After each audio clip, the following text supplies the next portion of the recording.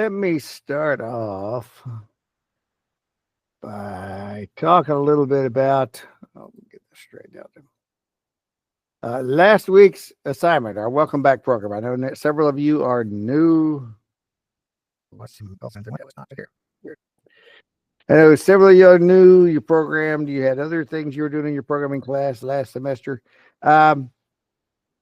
I know that there's some catching up to do for several of you to do to figure out how do we program in Python. And so if you didn't get it turned in yesterday, don't stress over that. I'm going to give some grace on this for a week or two, just to kind of give us some time to get caught up.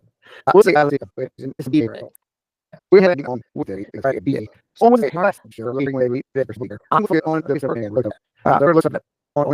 To remind you, especially if you are new to the class.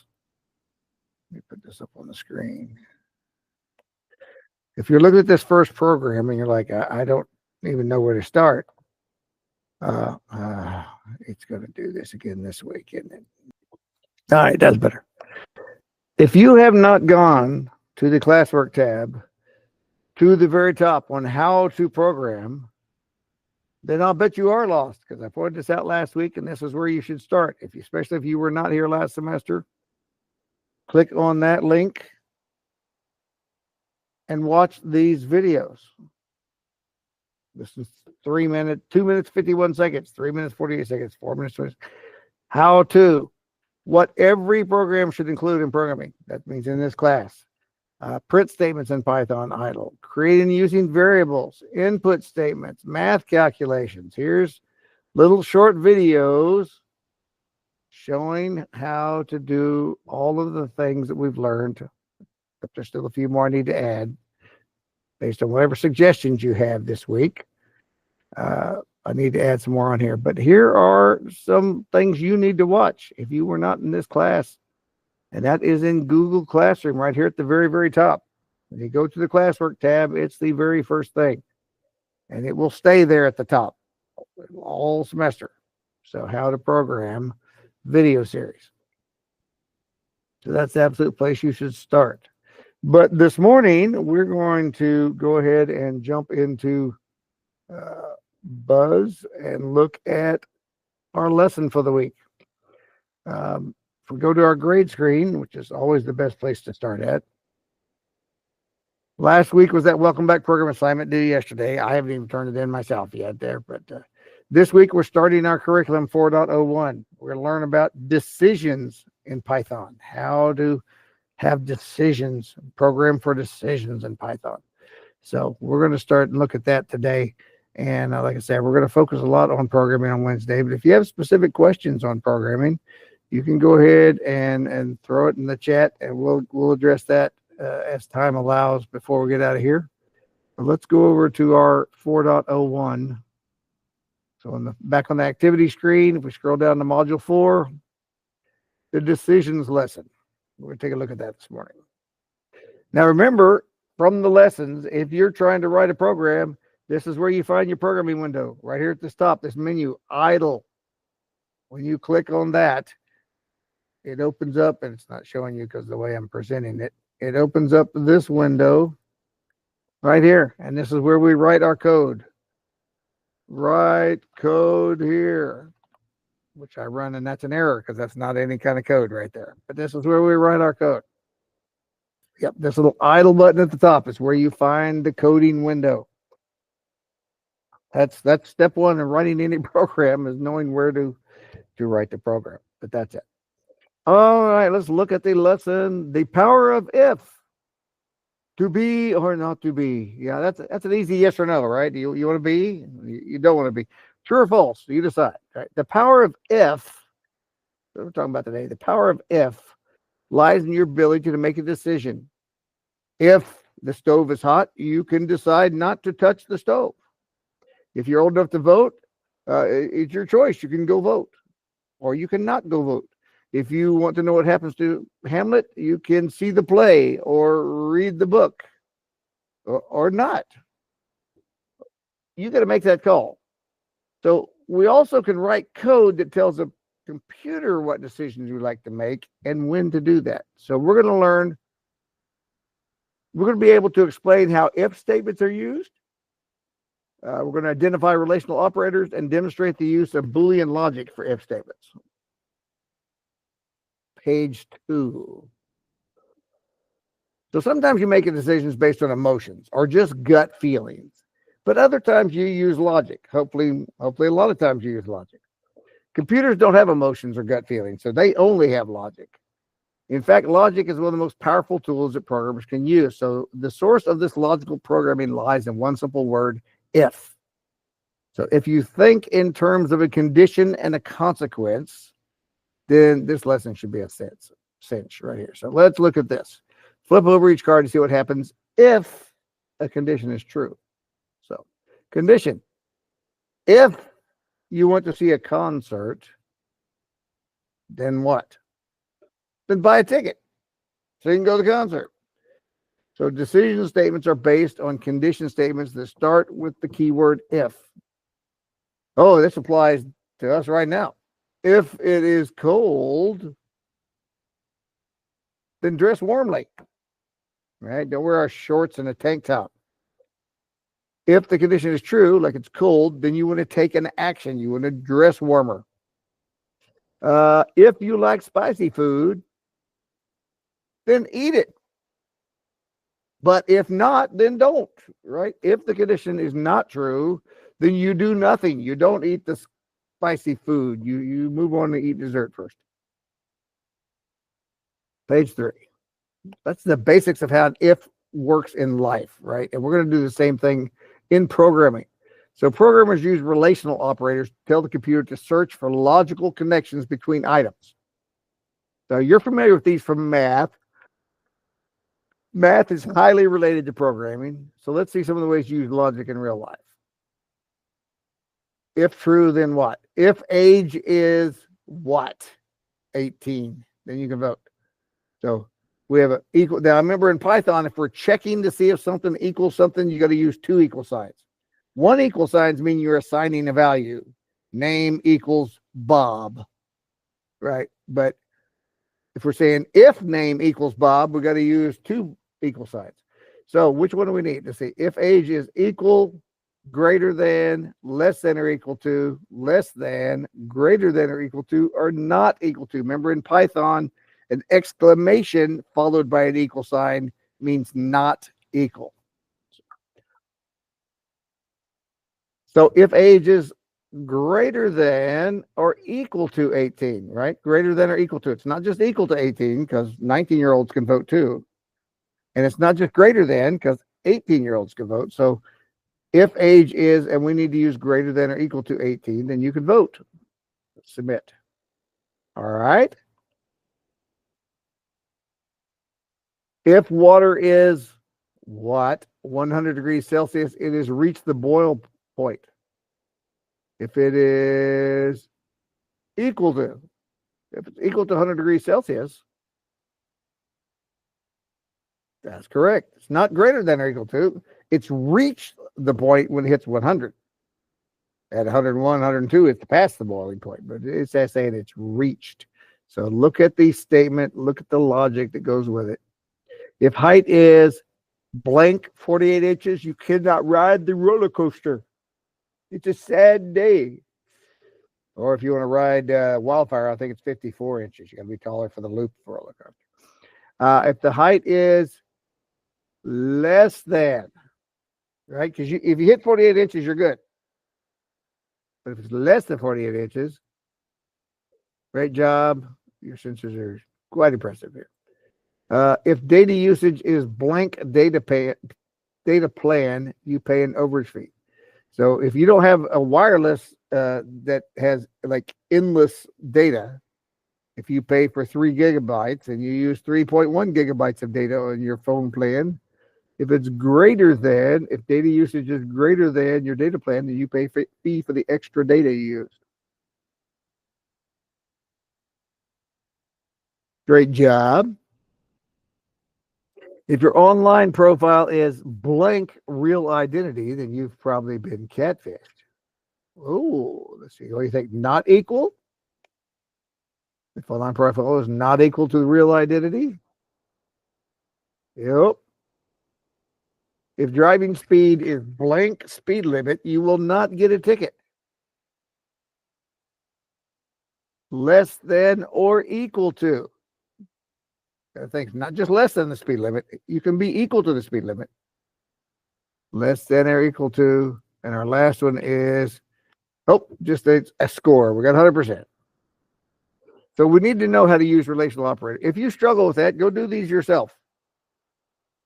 Go to page 3. Go through these things. So an if statement in programming here tells the computer that if a condition is true, then the computer should execute a block of code within it. If it's false, then it just skips everything that's in that loop. You have to arrive at the fair. If your height is greater than or equal to 48 inches, yes, you ride the roller coaster. Otherwise, no, you just go get ice cream. If it is, you go ride the roller coaster and then go get ice cream. So height equals 48.5. If height is greater than or equal to 48, print, you can ride. So this says, yes, you can, because you're 48 and a half. It uses Boolean logic. So you're either tall enough or you aren't. It's that simple. When we went to Disneyland in California, when my kids were little, my middle daughter was 6 years old at the time, and she had tennis shoes that had tall heels just to make sure she was right at 48 inches, because sometimes they'd measure and she'd be just a little bit below and she couldn't ride, and it made her mad. She wanted to ride all the roller coasters, and so she had tall tennis shoes that she wore to the park that got her at the 48-inch mark so she could ride roller coasters. George Boole, let's take a look at George Boole here. He was in the 1800s. He lived from 1815 to 1864. A lot of people died younger then. He was like 49 when he died there. Most specific Google searcher. And we give him a title here. This English mathematician is credited with laying the foundation for the information age. He was the inventor of Boolean logic, thus the name, because George Boole was his name. He developed the basis for what computers now use to make decisions, the condition statement. Without him, you would never be able to search videos with cats and teacup pigs or sloths.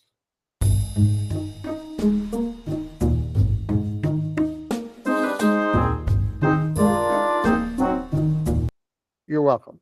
Because that's Boolean logic. With cats and teacup pigs. So it would have to have both, or it could have sloths instead of pigs. Boolean logic. All right, let's look at some samples on how this works in Python. Precision and practice. It's true that the if statement is one of the most powerful tools a programmer has, but it also can cause a lot of errors if you're not doing it correctly. If you're not used to thinking with Boolean logic, you're likely to run into problems, confusing problems along the way. Don't worry, this is all part of being an experienced programmer. The more you practice with if statements and Boolean logic, the better code you can write. So let's give if statements a try here. Follow the instructions and complete the activity. Especially if you're new to this class, this is the important thing to do every week. Go to this screen that has the Python window, and here is a program written over here, and this is where you can practice. You can practice with all of this. You can practice with all of this and change code to see what happens. Run their code. Read over here. This tells you what you do. Read over the code, predict the output. Then run the program and look at the output. Was it what we expected? Then it wants us to change the values of A and B and then see how the output changes. So this is a great place to start when we've got to write a program, is to go look at the lessons. See, what did they do? How did that work? How does that program work there? By the way, I'm seeing your guys' messages in the chat. Thanks, keeping me updated. So let's look at the code and then try to predict the output. So we first have our main statement, which we should start everything with. Define the main statement here. A equals 20. B equals 30. So we have two variables. One's called A, one's called B. Those are not good variable names because A and B can be anything. We should really say A, instead of A, we should say like num1 or number1 or num2, number 2. Give us a name that means something. These are not good examples, but we'll use A and B for now. And it has print, facts about A and B. So that's going to print to the screen. If A equals B, remember we've got to do the two equal sign. We did one up here because we were assigning a value to A and B, one equal sign. But say if they're equal, then it's going to print A equals B. If A is not equal to B, it's going to print A is not equal to B. If A is larger than B, it's going to print A is greater than B. If A is larger than or equal to, it's going to say A is greater than or equal to B. If A is less than B, it's going to print A is less than B. And if A is less than or equal to B. Now notice we have multiple if statements here, and it could print 6 different things if all that was true, but it's all can't be true, right? Because some of it says greater than, some less than. But what do we expect it to print? A is 20, B is 30. So are they equal? No, we expect it will skip this line. Notice in the if statement, we indent 4 spaces there. It is indented. Everything that we want to happen, if A equals B, everything we want to happen needs to be indented underneath the if statement. There's only one thing under the if statement, so it's only going to do one thing if that's true. Now, in this case, A is 20, B is 30. It's not going to do this one. A is not equal to B. Okay, we should expect it to print this line because they are not equal. Is A larger than B? No, we expect it to skip this line. Is A larger than or equal to? No, it should skip this line. A less than B? Yes, 20 is less than 30, so it should print this line. Is it less than or equal to? Yes, it should print this line. So it should print 3 things. They're not equal. A is less or equal. Let's run it and see what happens. Facts about A and B. A is not equal to B. A is less than B. A is less or equal to B. There's the 3 statements we expected, because those are the 3 if statements that were true. It totally skipped the print statements when the if statement was false, because A was not larger than B. All right, now it wants us to change the values and see how things change. So let's do this. Let's make them equal. Let's make both of them, let's say 25. A and B are now the same. This should print because A does equal B. This should not print because that's if A is not equal to B. This should not print because it says A has to be larger than B, but this one will, larger than or equal to. Less than should not print. This one should, less than or equal to. So let's run the program. A equals B. A is greater than or equal to B. A is less than or equal to B. That's 3 we expected. What if A is 25.01? Not equal. A is greater than or equal. Because A is larger by 0.01. So you get an idea how if statements work. It just simply checks some condition, and here's the condition. And if that's true, it's going to execute the code that is underneath it that is indented. That is indented. All right, let's look at the next example. Define main, age equals 20. If age is greater than or equal to 18, print, you can vote. Now notice how the if statement works. If we have to put the condition in parentheses, we have to use the Boolean logic, and we have to have a colon at the end. If you forget any of those pieces, you're going to have an error, right? So it says, all right, experiment with this program by changing the values of age like 17, 18, 25, and look at the output each time. All right, so right now we've got age 20. Let's run it. You can vote. Your age is 20. All right, let's change this to 17. Nothing happens. Nothing. We don't even know if we ran the program, right? Nothing happens. Because the only thing that's going to happen is if age is greater than or equal to 18, it prints. Otherwise, there's no print statement. So we don't expect anything to come on the screen. There's nothing there. Change this to 18. You can vote.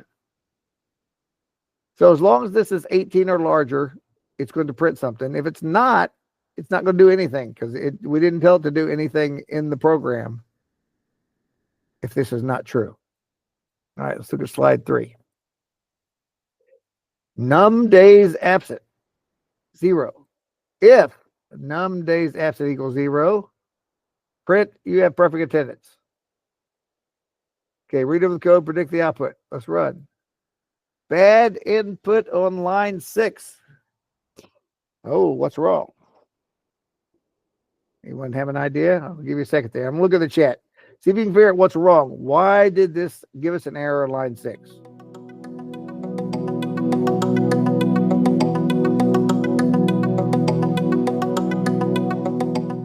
Anyone figure that out? Because when we look at it, right off the bat, we're thinking, well, it's got the colon at the end. Oh, Braylon's paying attention. Great job, Braylon. We use one equal sign to assign a value. If we're checking with Boolean logic, we have to use 2 equals equals if num days equals. So this is how we actually check it. This is how we assign the value up here. So let's run it now that we've added a second. You have perfect attendance. See, it printed that there. You need 2 of them. If you only have 1. Now, if you notice, it does give you a hint down here if you were paying attention.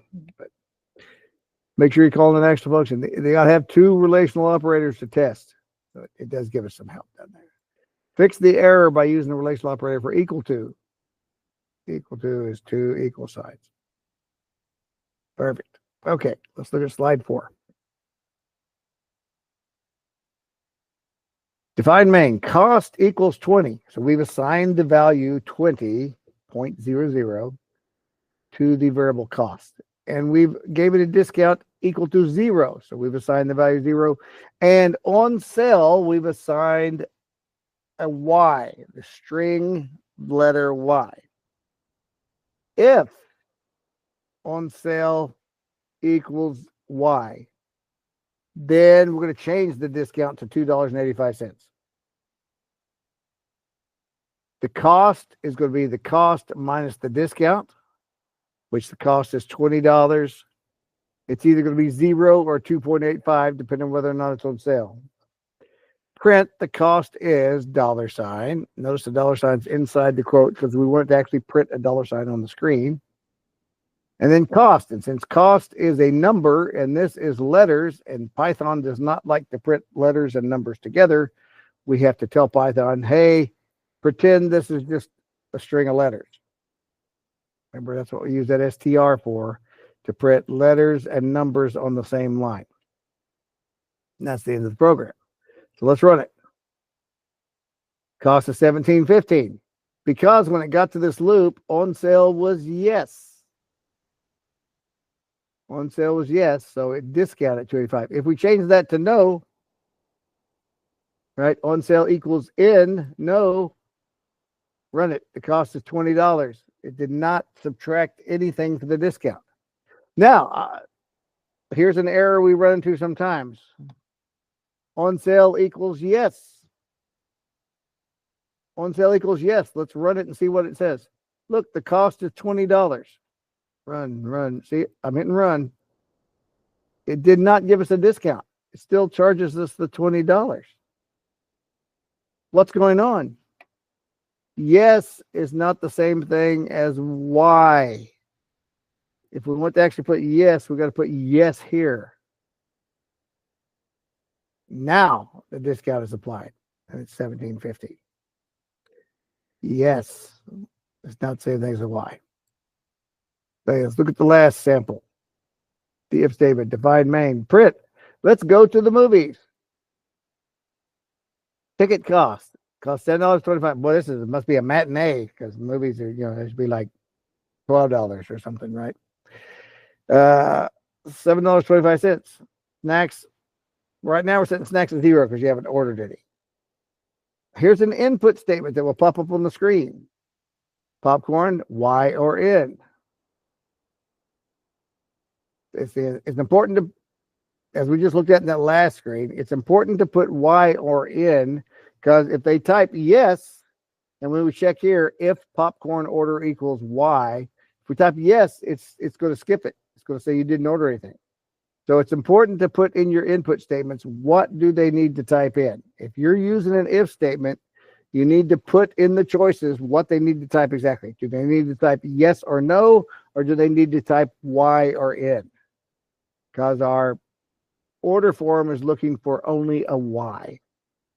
If order popcorn equals Y, then give them a snack cost of $3.75. Whatever the snack cost was, because maybe they ordered something previously, add $3.75 to it, because that's how much we're charging for the popcorn. It must be a child-sized popcorn, because otherwise it's like, what, $8 or something for popcorn. So the total cost is your ticket plus how much you spent on snacks. So print, cost of the ticket is this much, cost of snacks is the snack cost, and then print the total cost on there. So let's see. When I hit run program, it pops up this window. Popcorn, yes or no? If I hit yes, go to the movies. Cost of ticket, $7.25. Cost of snacks, $3.75. That'll be $11, please. How about we hit run program and hit end? No. Now it's cost of ticket, $7.25. Cost of snacks, $0. Total cost, $7.25. And then as we talked about earlier, what if I say, yes, please?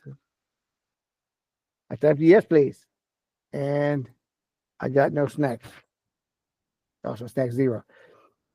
That's why we put that Y or N up there to let them know. Make sure you hit the Y. Don't hit yes. Don't hit yes, please. Don't put yes, I would like a big helping of popcorn with butter on it. $3.75. Total cost $11. All right. So that is the sample program they give it. This week, we do not have a program to write. We just have a 5-question quiz. Go look at the 5-question quiz. Here's the assignment this week. Relational operators compare values, determine whether a condition of an if statement is true or false. Is that true or false? Which means less than or equal to. Oh, that's good to know. Which is equal to. Which of the following is an example of a Boolean condition that Python would recognize? Which of the following if statements uses a Boolean condition to test if the item's on sale, you can buy it? All right, 5 questions. That's all you have this week. So we're learning about if statements, which means guess what we're doing next week? Next week, we're writing a program that uses if statements, right? So when we learn something this week, that's why you should go in there on that page 4 and play with the sample program, because next week you're going to need to write a program that uses an if statement. So these off weeks that we just have the 5-question quiz, you're like, oh, I'll just take the quiz, I'm done. No, you should really go into the practice lesson. You should go into the lesson and practice on page 4 and play with those things. Maybe even start writing your own program if you want to, just to see how it works. Let me see if I can write one. Click on that idle button to open up the programming window and play with it. The only way to get good at programming is to program, not just reading about programming. So that's why you need to spend time doing those things. Short week, just 5-question quiz. Not going to take you long to do that. And remember, if you bomb the 5-question quiz, you can retake it.